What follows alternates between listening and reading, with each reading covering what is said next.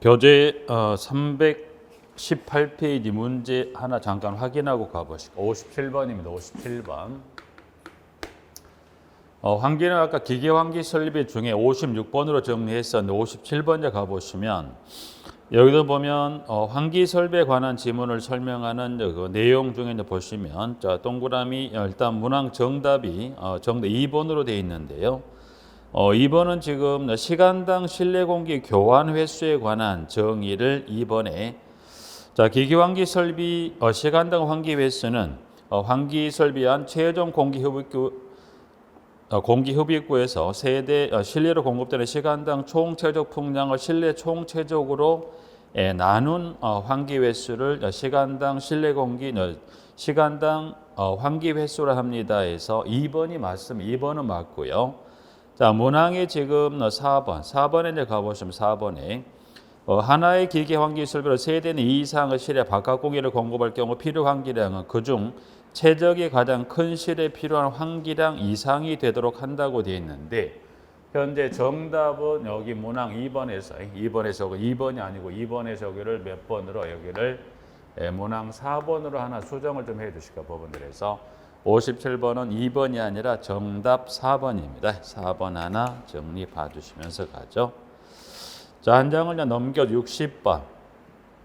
60번은 지금 뭐죠? 급탕 설비 배관, 급탕 배관의 경우 원수의 균등 분배를 위해 합니다. 그래서 균등 분배를 위해 각 배관 계통의 저항을 동일하게 해주는 방식은 뭡니까? 그래서 67번은 지금 지문 중에 1번의 여관수 방식입니다. 그래서 여기는 현재 그 이유 왜 하는 이걸 하는 방식 왜 하는 이유를 주고서 여관수 방식을 물었었는데 이건 반대로 여관수 방식을 주고 지문 중에 이걸 하는 이유를 찾는 문항도 물어볼 수 있기 때문에 여기는 여관수 방식을 찾는 것도 한번 확인할 필요가 있지만 지문은 반대로 원수의 균등 분배를 위해 각 배관 계통의 저항을 동일하게 한다라는 이유를 찾는 것도 한번은 준비를 하시거든요. 양방향 모두 봐두시자는 거에서 배관 방식을 찾는 현재 60번의 지문 같은 한번 확인할 필요가 있지만 반대로 지금 여관수 방식 하는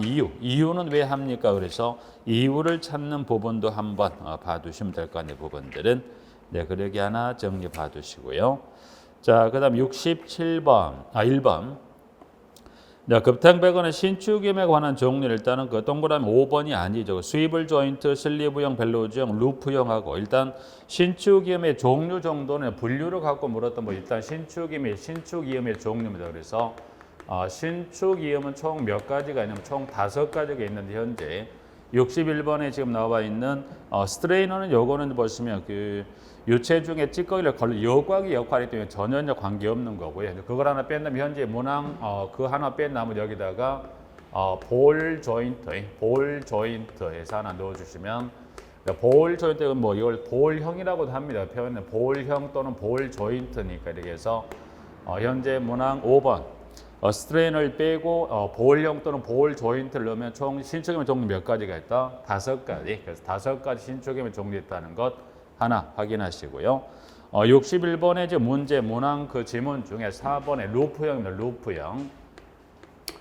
4번의 루프형의 다른 이름이 뭐가 있다? 이거 혹시 이걸 대신해 이거를 신축 곡관이란 지문을 줘도 뭐 하더라? 같다는 것에서 4번의 루프형 이꼬르 신축 곡관입니다라고 해서 61번의 문항 4번에서 루프형 신축 곡관은 같은 말 다른 말 같은 말입니다라고 해서 하나 확인해 두실까 부분들은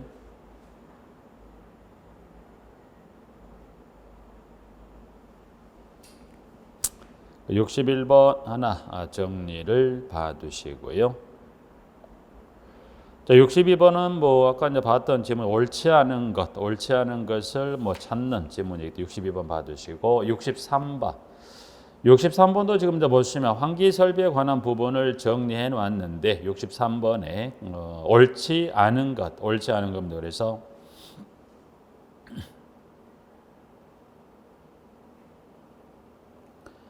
(63번은) 지금 보시면 공기 흡입과 배관의 교차 오염이 일어나지 않도록 한다. 그래서 63번 일단 먼저 잠깐 보죠. 63번에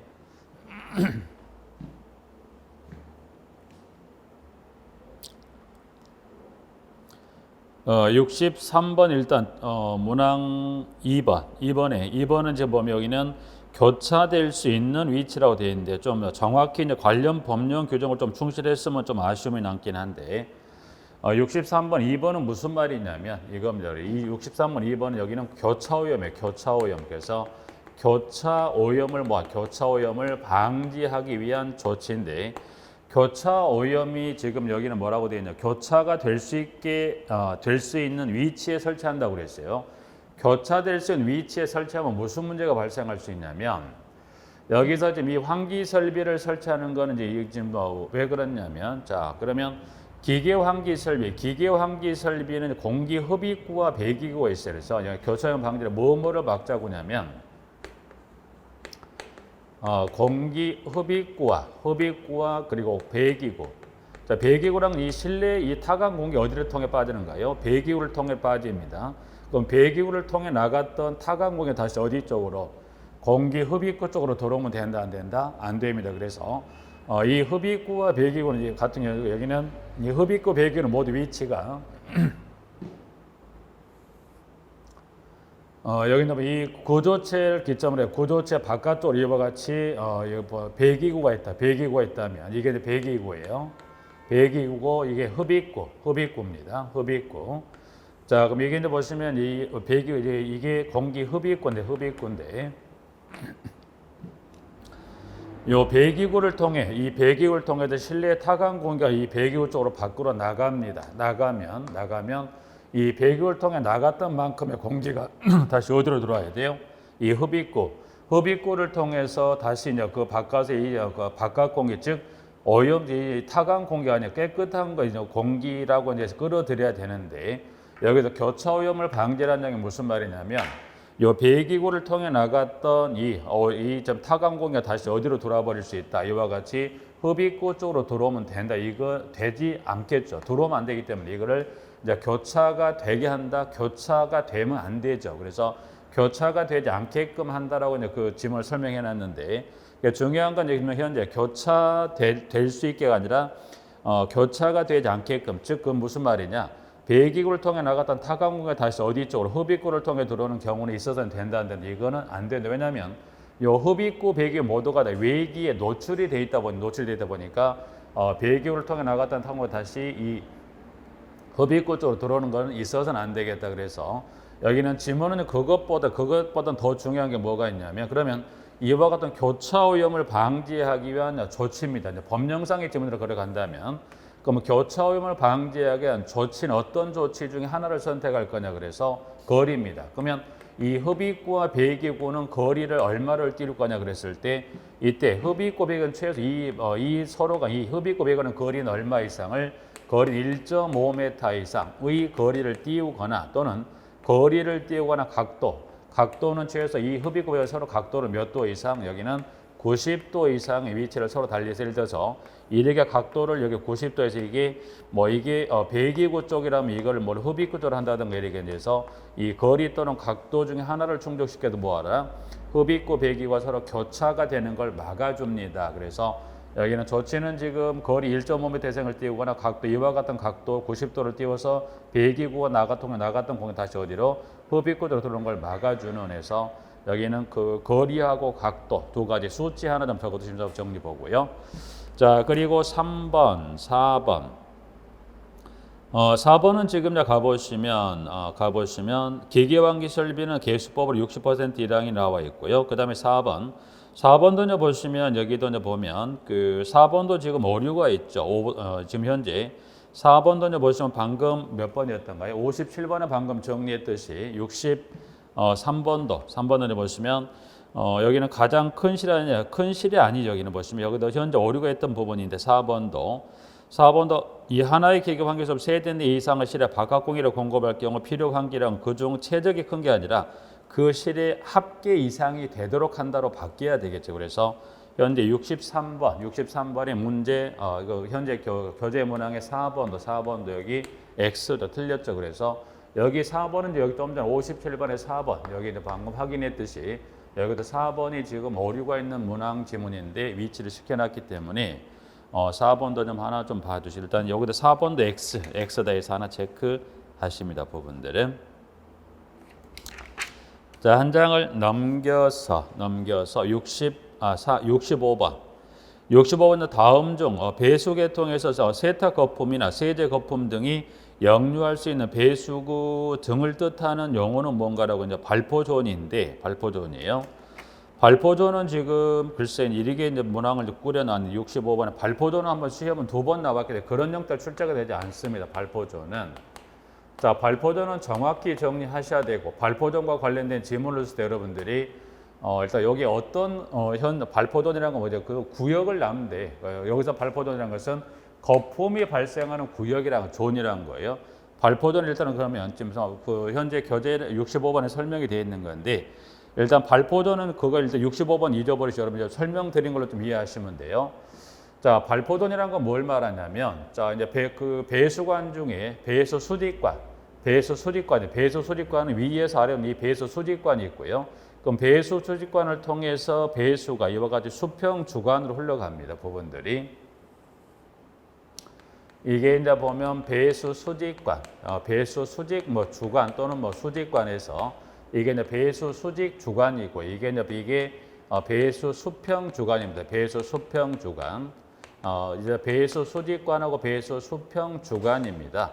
발포존의 의미는 정확히 이해를 하셔야 돼요. 시험이 2번 이상 나왔기 때문에 또 관련 봉수 파괴 현상까지 꼭 같이 이해할 필요가 있는데 그럼 일단 발포존은 뭐냐면 배수. 그럼 여기는 이 배수 수직관에 뭐가 흘러갑니까? 배수 물이.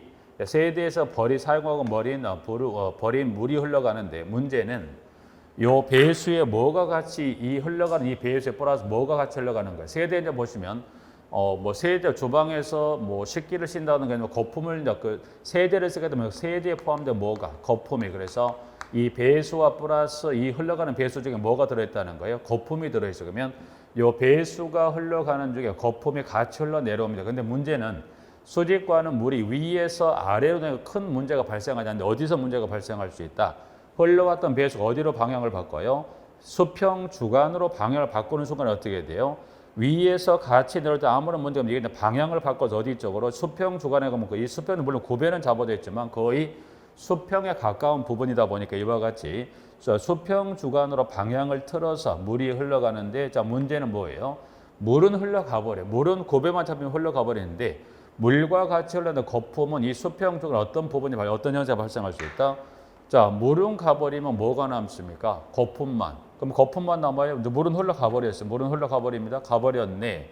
남는 건 뭐가 남아요? 거품이 남아요. 거품이 남아있다. 또 다른 배수와 거품이 내려왔다. 물은 가버렸다. 뭐가 남아요? 거품이. 그러면 계속 거품이 차겠죠. 그래서 찹니다. 그래서 이게 배수 수평 주간에 이 배수 중에 흘러내려오는 물과 거품인데 물은 가버리고 배수가 수평 주간에 뭐가 이와 같이 배수가 이 거품이 차는 현상, 이 거품이 발생하는 구역을 발포존이라고 그래요. 자 문제는 그것도 문제가 되지만 그러면 이제 이 거품이 계속 내려오고 가고 내려오고 반복하면 이 거품이 계속 어떻게 이게 차면 역류에서 계속 올라갈 수 있어요. 그러면 이 배수관을 수직 주관을 타고 이 거품이 올라가는데 또 어떤 현상을 유발할 수 있냐면 여러분들이 이 지금 좀 전에 봤던 좀 전에 아니죠. 예를 들어서 이게 배수 수직 주관이면 요게 지금 이게 배수 수평 지관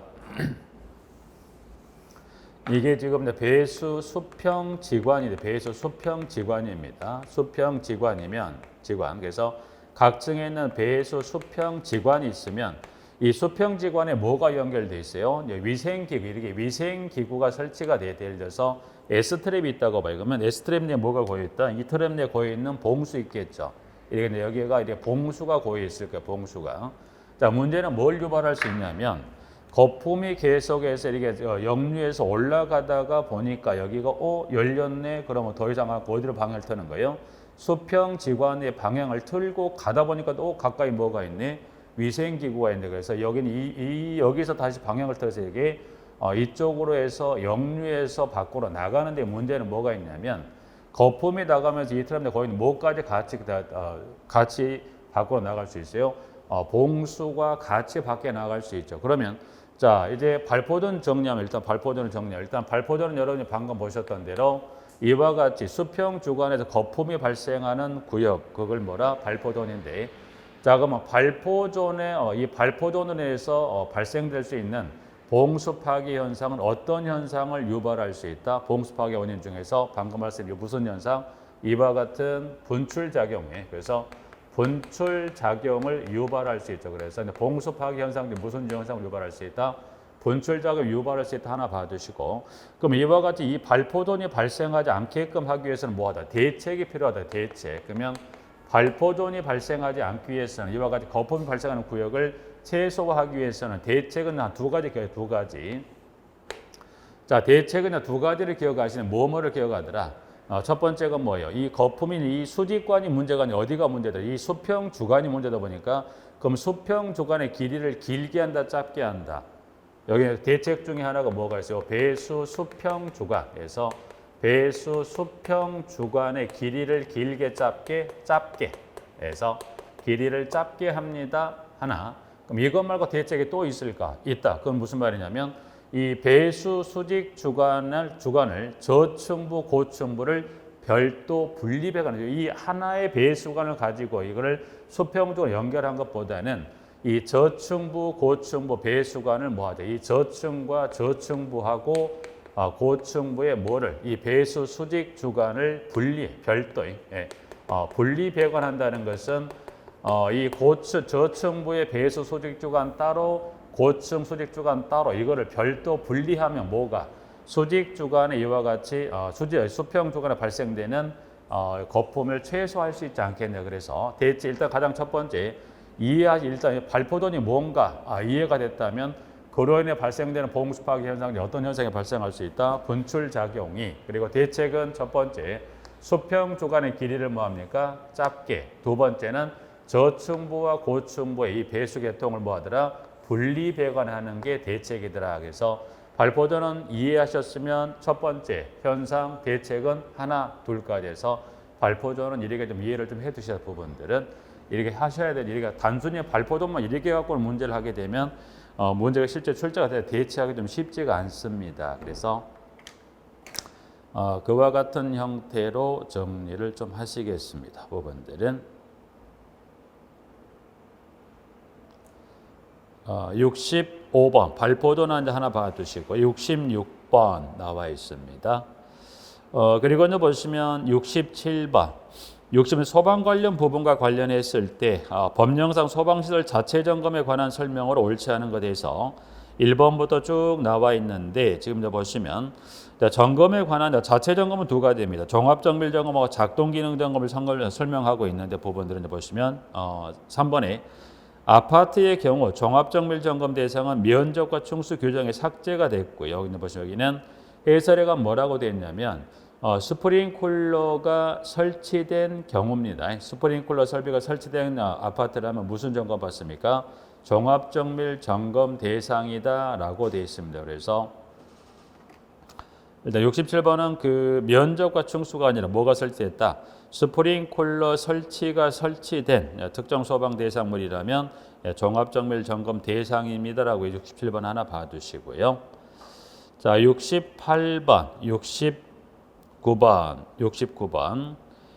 감지기는 내용이 옳지 않은 것에 대해서 이제 보시면 열 전도율이 낮아야 데서부터 흡수 용이한 표면 상태라고 되어 있는 부분 중에 1번 감지기는 열 전도율이 낮아야 된다, 높아야 된다.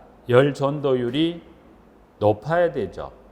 열 전도율이 높아야 이 화재로 인한 열을 전달을 받아서 그걸 감지로 해서 알려주는데 열 전도율이 낮아야 한다가 열 전도율이 높아야 한답니다. 그래서 69번에 1번 열 전도율이 낮아야 한다가 높아야 한다 해서 하나 봐주시고 자, 한 장을 넘기시면 70번은 용어에 관한 정의니까 스프링클러 설비 관련해서 쭉 기술 용어 한번 확인하시고 71번 옥내 수화전 설비 가압 송수 장치 펌프에 대한 설명을 옳지 않은 것에 대해서 1번부터 해서 5번까지 나와 있습니다. 부분들은 여기서는 이제 보시면 펌프 기점에서 그 압을 측정하는 계측기에 관한 설명을 하고 있습니다. 부분들은 여기 이제 보시면 지문은 계측기 종류도 한번 구분하실 필요가 그래서 볼까요? 71번 보죠.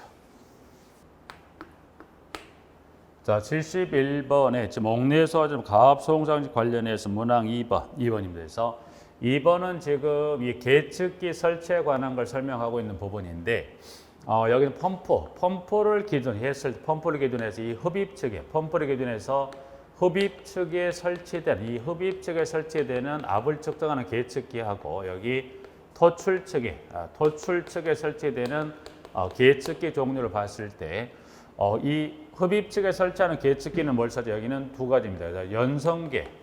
연성계를 설치하거나 또는 뭘 설치? 여기 진공계를 설치합니다. 그래서 연성계 또는 진공계를 설치하고요. 이 들어왔던 물을 토출 측에는 뭐가 여기는 압력계. 그럴 때는 설치 위치를 일단 이렇게 해서 흡입 측에 설치하는 건 뭡니까? 연성계 또는 진공계가 설치되고 토출 측에는 뭐가 압력계가 설치됩니다. 하나. 그래서 질문은 지금 흡입 측에는 진공계를, 토출 측에는 연성계를 설치한다가 아니라 이 흡입 측에는 지금 연성계 또는 진공계를 설치하는 거고 이 토출 측에 설치되는 계측기가 뭐가 있다? 압력계를 설치하는 밑에 해설이 나와 있기 때문에 보시면 되는 거고요. 자, 이게 이제 정리가 되셨으면 여기서 뭘 하나 또 정리할 필요가 있냐면 일단 여기는 밑에 해설통 한번 봐두시고 여기서 그럼 이제 이게 정리가 끝났으면 뭘 하나 구분하실 필요가 있냐면 요 연성계 진공계 관련한 요 용어에 관한 정의를 그러면 자 연성계는 일단 그럼 이 두 가지 연성계 진공계 여러분 주었을 때 관련 이 국가화재안전 기준에 가보면 대기압 이하 이상을 모두 측정할 수 있다고 했을 때 체크하고 대기압 이하의 압을 측정할 수 있는 걸 물을 때 이때 뭘 찾습니까? 그래서 여기는 대기압 이상과 이하를 모두 측정할 수 있는 계측기는 뭐가 있습니까? 연성계, 진공계는 여기는 뭐예요?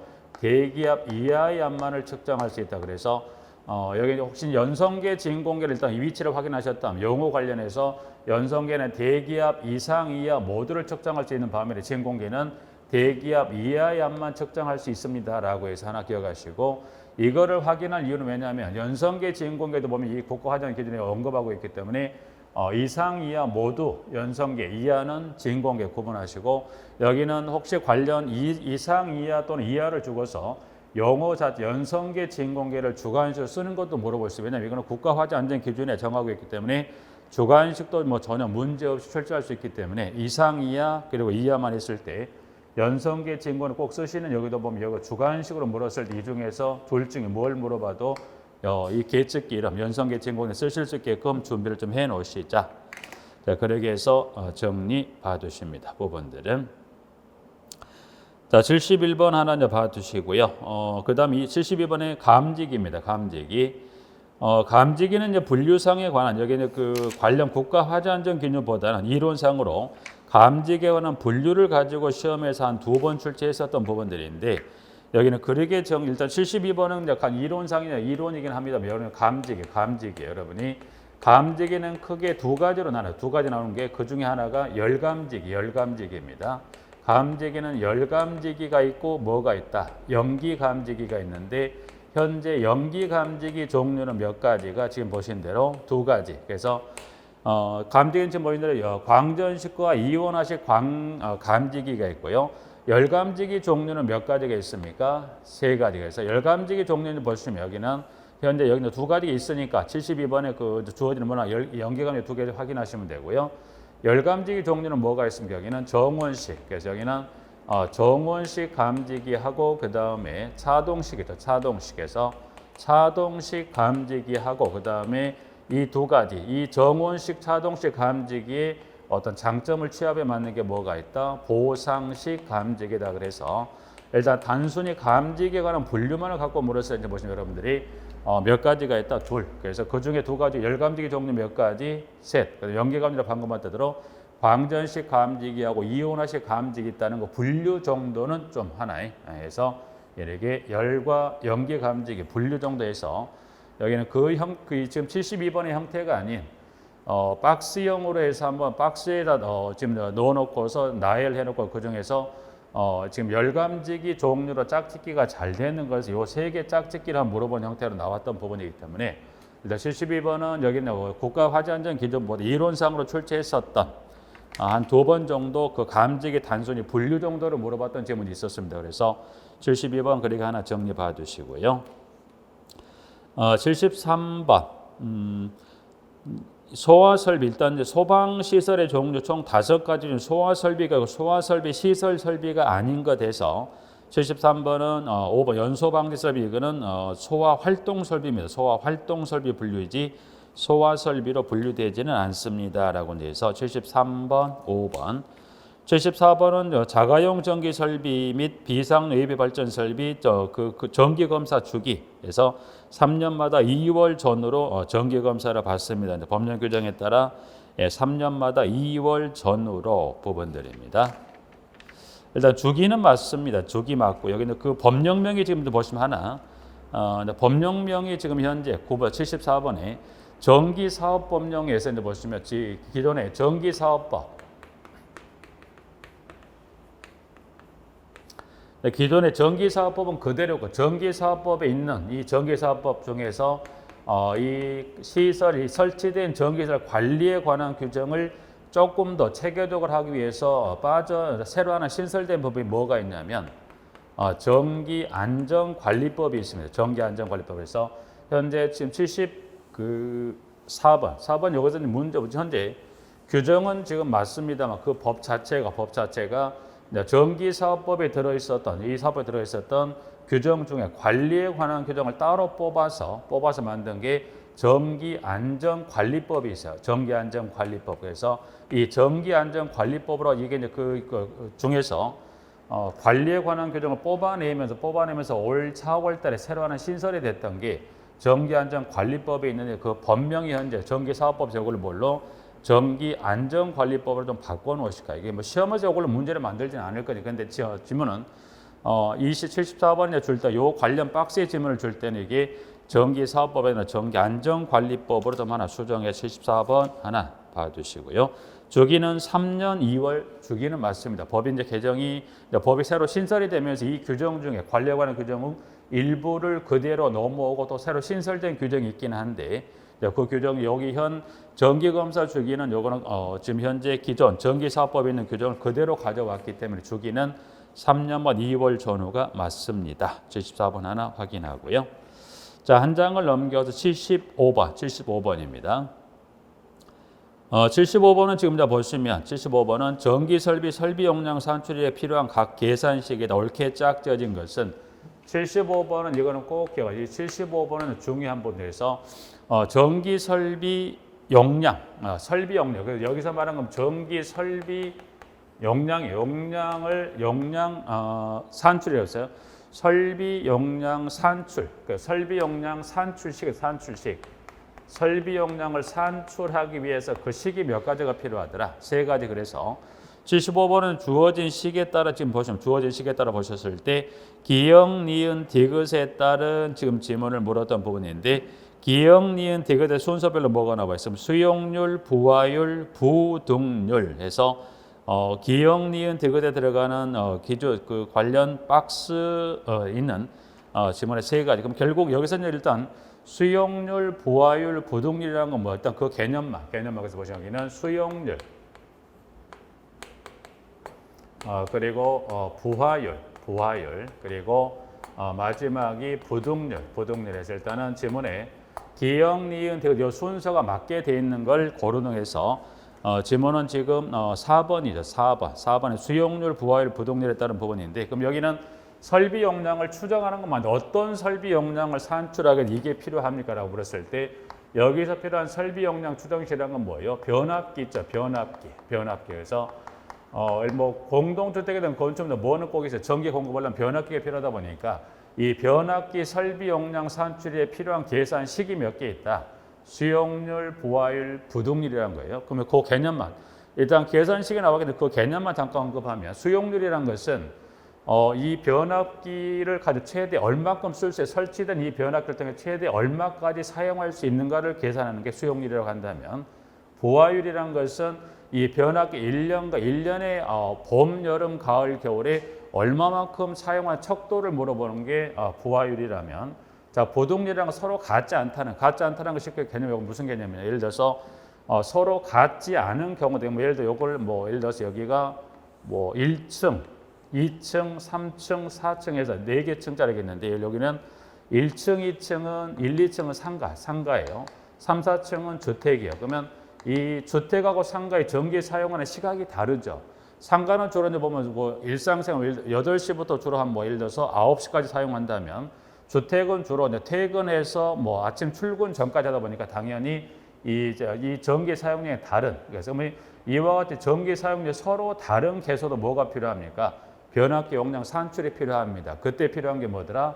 부등률. 이렇게 돼서 이 세 가지 수용률, 부하율, 부등률 통해서 뭘 산출하자? 변압기 용량을 산출해 적정 용량의 변압기를 설치하기 위해서 세 가지씩이 필요하더라 정도에서 75번 봐주시면 되고요. 자, 전압 구분이 전압에 관한 구분편을 보시면 저압, 고압, 특고압에서 저압하고 저압의 직류 교로만 기억하시면 뭐 지금 현재 기억니은 넣을 수 있죠. 그래서 직류는 지금 1500, 교류는 1000. 이게 지금 23회 시험이 출제가 되고 24와 이번 시험에 저압의 직류가 개정이 돼서 얼마로? 직류가 1500, 교류가 1000으로 개정이 됐습니다. 그래서 76번은 현재 그 객관식으로 물어봤지만 전압에 관한 것을 일단은 저압, 고압, 특고압 관련해서 주관식으로도 이전에 출제했던 적이 있기 때문에 개정이 된 숫자를 통해 현재 박스를 통해 나와 있는 전압의 종류 정도는 꼭 기억하십니다. 부분들은. 자, 77번 보시고 78번.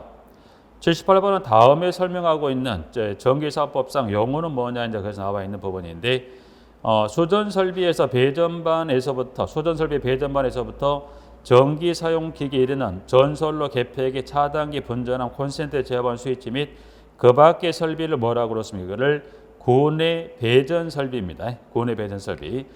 여기서는 지금 영어 78번에 현재 정답은 1번이 맞습니다. 맞고요.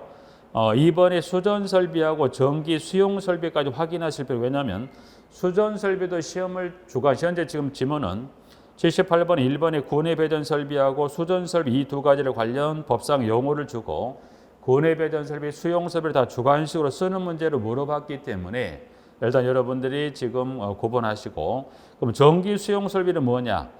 고내 배전 설비하고 수전 설비를 합해서 무슨 설비를 합니까? 이거를 전기 수용 설비를 합니다라고 정리하고 있거든요. 그래서 여기 그거 78번만 한번 그 경로 한번 잠깐만 설명드리고 그 용어 꼭 기억하셔야 될 부분들은 자, 공동주택을 한번 기점을 예를 들어 공동 아파트를 예를 들면 아파트에 예를 들어서 여기 아파트로 하나 예를 들어서 78번 여러분 하나 간단히 아파트만 하나 예를 들어 아파트만 설명을 드리면 아파트 예를 들어 아파트 22,900볼트가 인입이 들어옵니다. 그러면 아파트에서 22,900 아파트인 22,900볼트가 어디로 들어옵니까? 예를 들어서 수전실, 변전실로 들어온다고 봐요. 그럼 일단 변전실에 가면 여러 가지 기기 장치도 있지만 또 뭐가 있습니까? 변전실에 가보면 배전반이 있죠. 배전반. 그래서 여기 변전실에 가보면 배전반이 있습니다.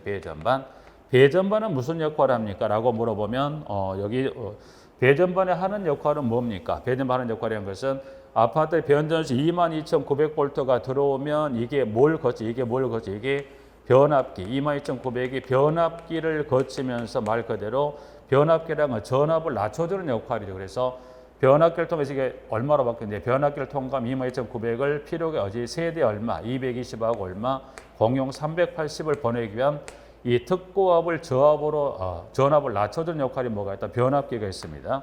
그럼 일단 이 변압기를 통한 220하고 380볼트를 이 두 가지를 필요 개소로 보내기 위해서 뭐가 필요합니까? 각종 시설이 필요하죠.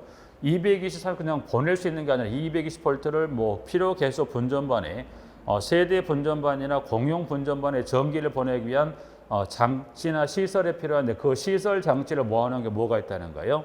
배전반이 그 역할이에요. 그래서 배전반이라고 하게 되면 이 변압기를 거쳐 나온 이 저압인 220하고 380볼트를 필요 개소까지 보내가 각종의 시설 장치를 모아놓은 그 개소를 뭐라?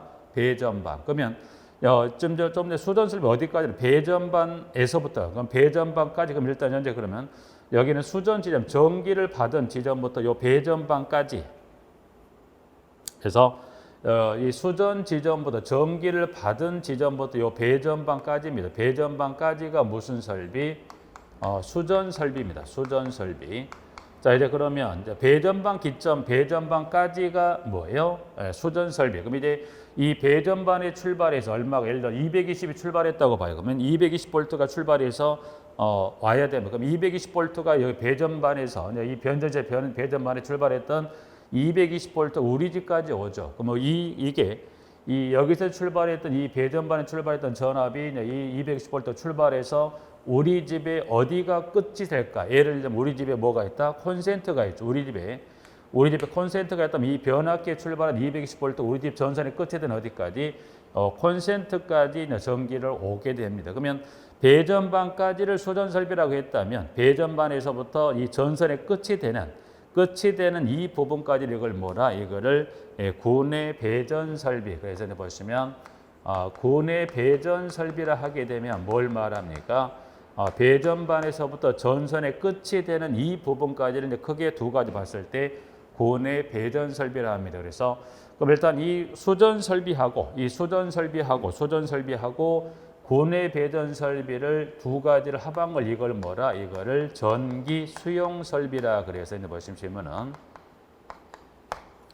전기 수용 설비는 수전 설비 플러스 뭐를 구내 배전 설비를 더해 놓은 걸 이걸 뭐라? 이거를 전기 수용 설비입니다라고 이렇게 해서 하나 정리하고 있네요. 그래서 지금 수전 설비하고 구내 배전 관련 법령상의 현재와 같이 박스형이 아닌 박스형으로 이제 관련 지문을 주고 수전 설비도 쓰는 걸 물어봤고 구내 배전 설비도 두 가지 모두 주관식에 물었던 지문이기 때문에 그래요. 두 가지 설비를 더한 건 무슨 설비? 이거를 전기 수용 설비를 합니다.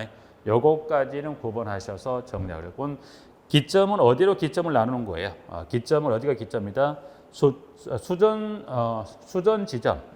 전기를 받은 이 수전 지점부터 전기를 받는 지점을 수전 지점이라 표현하고 수전 지점부터 해서 배전반까지 이제 배전반이란 건 22,900이 들어와서 변압기 등을 거쳐 저압으로 전압을 낮춘 이 각종 시설 장치를 보내기 위한 장치를 모아놓은 이 배전반까지가 수전, 말단까지를 구내 배전 설비로 구분하셔서 지문 하나 정리해 두시면 되겠네요. 78번, 79번. 79번은 여러분이 보시면 여기는 도시가스 설치 기준에 가스 계량기 시간당 30세제곱미터 미만인 계량기와 전기 계량기 최소 유격거리는 몇 cm입니까? 라고 물어봤는데 여러분이 기억을 요걸 상기해 보시면 여러분들이 이 가스 계량기 지금 양가로 단서 미만인 가스 계량기라면 여러분들이 이격거리는 총 세 가지입니다. 60cm 둘, 60cm 둘, 30셋, 그 다음에 15cm 하나 있죠. 그래서 여러분들이 여기 있는 보면 이격거리에 관한 것은 시험에 다 냈었어요. 지난해 22회, 23회인가 그 이격 대상 시설물들 센티미터를 쓰는 문제는 출제를 했었기 때문에 이건 뒤집어 가서 여러분들이 30cm 둘 전기 접속기나 전기 전멸기하고 60cm 전기 계량기하고 전기 개폐기 정도 되는 이격 대상 시설물의 종류 정도는 쓰실 수 있게끔 준비를 해 놓으셔야 됩니다. 부분들은. 자, 그다음에 한 장을 넘겨서 80번 뭐 그 대행규만 한번 읽어보시고 81번은 지금 정밀 안전검사 대상에 해당되는 승강기가 아닌 것은 나와 있습니다. 부분들이. 자, 이제 그러면 정밀한 안전검사 대상 승강기 관련 81번 잠깐 볼까요? 부분들은 이제 승강기 안전관리법에서는 그 안전검사 중에 무슨 검사가 있냐면 정밀 안전검사가 있죠. 근데 그 정밀 안전검사에 관한 대상 승강기 분류가 총 4가지가 있습니다. 부분들은. 자, 현재 81번에 보세요. 81번은 지금 여러분이 그 지문을 통해서 승강기 안전관리법상 안전검사가 있는데 안전검사는 3가지 안전검사가 있는데 그 셋 중에 하나가 뭐가 있더라. 그래서 안전검사는 정기검사, 수시검사, 정밀안전검사 3가지가 있는데 그 중에 물어봤던 여기는 정밀안전검사입니다. 그래서 여기는 그 3가지 점검 중에 지금 보시면 여기는 정밀안전검사에서 정밀안전검사를 받아야 되는 그 검사 사유가 총에서 몇 가지가 있다? 4가지 사유가 있습니다. 그래서 현재 81번 문항 지문으로 정리하면 이 정밀안전검사 대상에 따른 사유는 몇 가지가 있다 해서 1번은 아니고요. 2번에 여기서 이제 보면 2, 3, 4, 5에 관한 총 4가지 중에 꼭 하나 주의하실 게 여기는 현재 81번의 그 사유 중, 요 사유 중에 현재 교재상 문항, 교재상의 문항을 봤을 때 여기는 그 중에 2번하고 2번 꼭 주의해요. 2번은 보십니다. 2번은 왜 주의하냐면 승강기 결함으로 무슨 사고 발생했어요? 중대한 사고나 중대한 고장이 발생했다고. 저기는 승강기 결함으로 뭐가 발생했다? 지금 보면 중대한 사고나 중대한 고장이 발생했다. 일단은 정밀 안전검사 대상의 승강기로 분류가 됩니다. 그 다음에 2번하고 3번. 설치검사를 받고서 몇 년이 지났다. 그래서 이건 설치검사를 보면 설치검사란 것은 승강기를 최초 그 건축물에 최초 승강기를 설치하고 나서 받는 게 설치검사입니다. 그럼 설치검사를 받고 몇 년이 지났더라? 설치검사 받고 몇 년이? 15년이. 그럼 설치검사 받고 15년이 지난 승강기라고 한다면 해서 3번 하고요. 일단 나머지 한번 먼저 확인합니다. 그 밖에 장관이 필요하다고 인정하는 경우라면 그 다음에 5번 정기검사 또는 수시검사 결과 결함 원인이 불명확하여 사고 예방과 안전성 확보를 위해서 행정안전부 장관이 정밀안전검사가 필요하다고 신청하는 해서 정밀 또는 정기 또는 수시검사의 원인이 안 나와요. 그럼 어떻게 해야 돼요? 요거는 여러분이 뭘 생각하시면 돼요? 병원 갔더니 무릎 아프니까 엑스레이 찍어보죠. 엑스레이 찍어가지고는 무릎 아픈 게 별로 나오지 않죠. 그러니까 뭘 찍어봐야 돼요? CT를 찍는 개념으로 해서 2, 3, 4, 5 네 가지를 봐주시고 그 다음에 여기 이제 그중에 이 네 가지 방금 사유하고 그 중에서 3번을 봅니다. 그럼 설치검사를 받고 몇 년이 지나서 15년이 지난 승강기라면 정밀안전검사를 받아야 되는 거고요. 그러면 또다시 15년이 지납니까? 아니에요. 설치검사를 받고 15년이 지난 승강기는 정밀안전검사를 받습니다. 그러면 또 15년이 아니라 이후에는 이때 한번 받고 몇 년의 주기마다 계속해서 정밀안전 받습니다. 이때는 3년마다. 그래서 여기 지금 3번에 해당되는 사유는 연수 15년이 지나면 일단 최초 먼저 한번 정밀안전 받고 이후에는 몇 년마다 주기적으로 받습니까? 3년마다 주기적으로 받습니다. 그래서 연수는 하나 꼭 추가하셔서 그 정리 문항 3번 정리를 봐주십니다. 부분들은 여기는 지금 지문에 81번을 정리했으면 81번에 여기하고 이 부분하고 우측에 84번으로 옵니다. 84번에 보시면 이제 뭐라고 정리하고 수시검사. 좀 전에 검사는 세 가지 있다. 검사는 뭐가 있더라? 정기검사란 게 있고 그 다음에 여기서 보고 있는 정밀안전검사란 게 있고 그 다음에 수시검사란 게 있더라 했을 때 자, 수시검사는 지금 보시면 여기 84번에 가시면 수시검사 사유가 아닌 것은 해서 1번부터 해서 5번까지 보면 4번 검사 결과 결함 원인이 불명확하여 사고 예방 안전 확보를 해서 수시검사가 필요하다. 84번에 4번은 이건 무슨 검사 대상이 된가요? 방금 좌측에 봤던 81번의 문항 5번이죠. 그래서 5번에 따른 검사했더니 원이 안 나면 뭘 받습니까?